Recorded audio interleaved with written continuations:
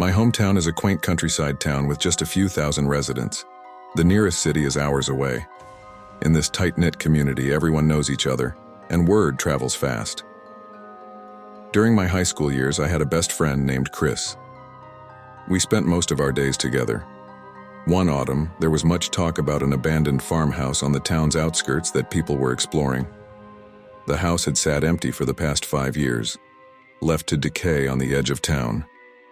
As the rumors spread, stories were told, and dares were made to explore the place.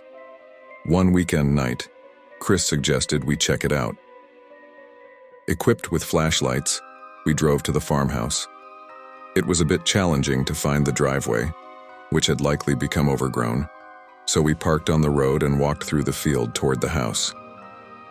The moon's soft light illuminated our path, leading us to the eerie house.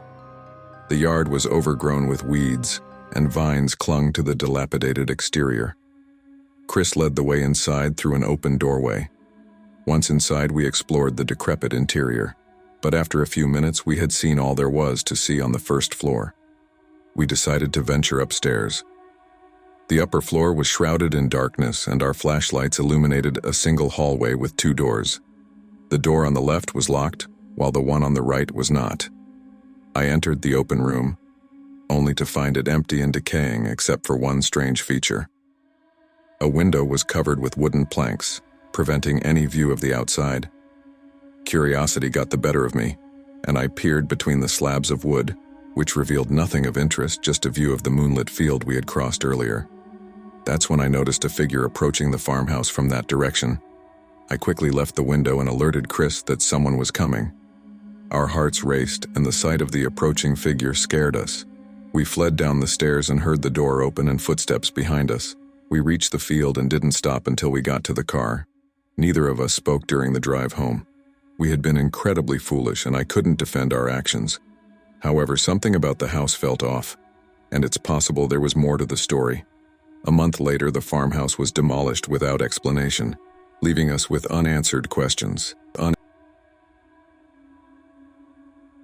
I'm a police officer in our small local department. Our shift schedule rotates between 10 to 12 hours, often switching from overnight to early morning and back again. On one shift, I received a call about a group of teenagers trespassing in an abandoned hospital on the outskirts of town. This location was a common hangout for mischievous youngsters, and I expected a routine call to disperse them. However, that night turned out to be different. The moment I arrived at the deserted hospital, I noticed a flashlight moving rapidly across the second-story windows. It seemed like someone was running through the darkened hallways. I got ready, called out, and waited for a response. Silence enveloped the building. The eerie quiet, broken only by the creaking of the old structure, sent shivers down my spine. I ventured upstairs, guided by my flashlight.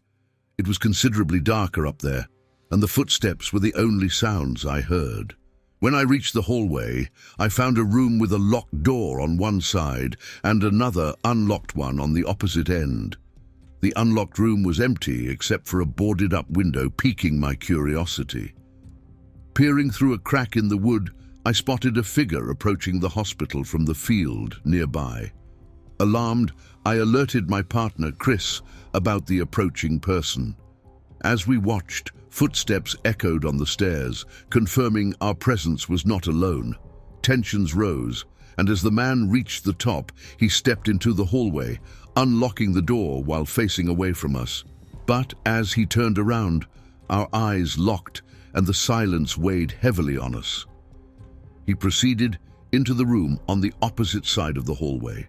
We seized the opportunity and sprinted down the stairs, but the man quickly realized our escape. He followed us out the door, leaving us no choice but to flee through the field to our car. We drove away, both of us in stunned silence. Despite a thorough investigation, the 2 teenagers we expected to find in the hospital were never seen again, leaving us with a mystery that continues to this day. I often embark on hikes and sometimes even camp overnight in this region. My usual approach is to pick an obscure trail and let it lead me wherever it goes. The thrill of the unknown always keeps me coming back. For safety, I always bring multiple navigation tools because you never know what might happen. One early summer day, I set out on a hike in an unfamiliar area, a trail intersecting with one I had been on weeks before. This particular trail was faint and sometimes made me question if it even existed.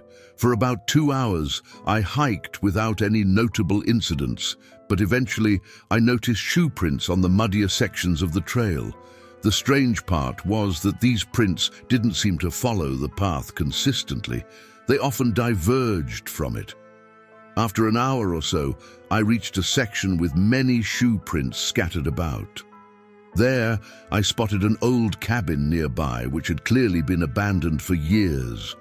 The door hung loosely from its hinges, and parts of the structure were sinking into the ground.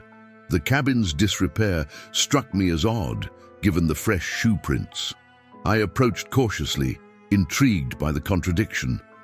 As I entered, a foul stench assaulted my senses. The place was in a state of disarray, with signs of animals nesting inside and nature reclaiming the space. I couldn't go any further due to the odor, but I felt compelled to investigate. As I turned to leave, my heart sank when I saw a figure watching me from the forest. He darted away, vanishing into the dense trees. I rushed back in the same direction, fearing who this man might be. We both fled through the trees in different directions. I called the incident in, leading a team to investigate the cabin, but all we found were ashes and charred wood. The man I saw that day left behind many questions, but the answers remain elusive.